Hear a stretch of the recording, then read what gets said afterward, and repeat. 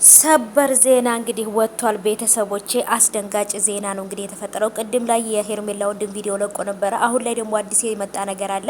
ያም ነገር ምንድነው? ሄርሜላና አብርሃም አንድ ላይ እንደሄዱ የሚያሳይ መረጃ ወጥቷል ማለት ነው።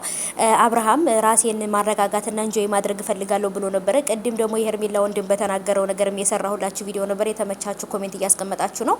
ቪዲዮንም ላይክ እያደረጋችሁት ነው። ግን ደግሞ ልጁ ያለው ነገር ህልም ብቻም ላይሆን ይችላል፣ ትክክል ሊሆን ነው እንዴ ብዬ የገመትኩበት ነገር አለ።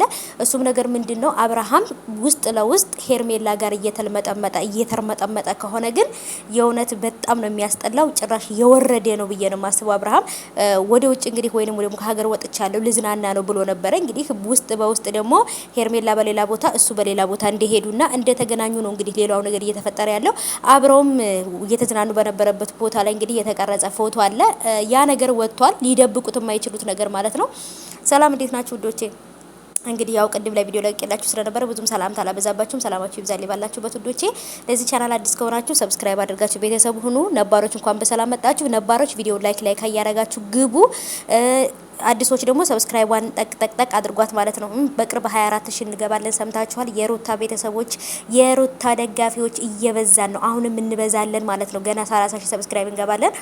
ሰምታችኋል ማለት ነው። ሰብስክራይብ አድርጉ፣ ቪዲዮንም ላይክ እያደረጋችሁ ግቡ። እጅግ በጣም አወዛጋቢና አወጫባሪ ብላለች። ያቺ ማነው ስሟ? አወጫበርከኝ ብላለች። እና ስለዚህ አወጫብረውናል ማለት ነው። በጣም አጭበርብረውናል። እና እንግዲህ አብርሃምና ሄርሜላ አንድ ቦታ ላይ እንዳሉ ነው እንግዲህ የተሰማው። ይሄን ነገር ደግሞ ሩታን የልጁን እናት የሸወደ መስሎት ራሱን እንደሸወደ ግን አያውቅም።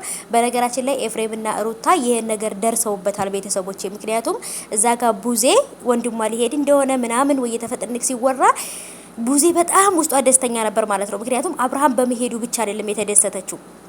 ከዚህ በፊትም ኤፍሬምና ሩታ ምን ሊያደርጉ እንደነበረና አብረው ወደ ሌላ ቦታ ሊሄዱ እንደነበር ስለደረሱባቸው አሁን ላይ የደበቁ መስሏቸዋል። ሩታና ኤፍሬም በነገራችን ላይ ይሄን ነገር ያውቃሉ ማለት ነው። ግን ደግሞ እስከ የትኛው ጥግ ድረስ ሊሄዱ እንደሚችሉ ሊያያቸው ፈልገው ነበር ማለት ነው። ግን በእነሱ ቤት በቃ እነሱን የሸወዱ መስሏቸዋል።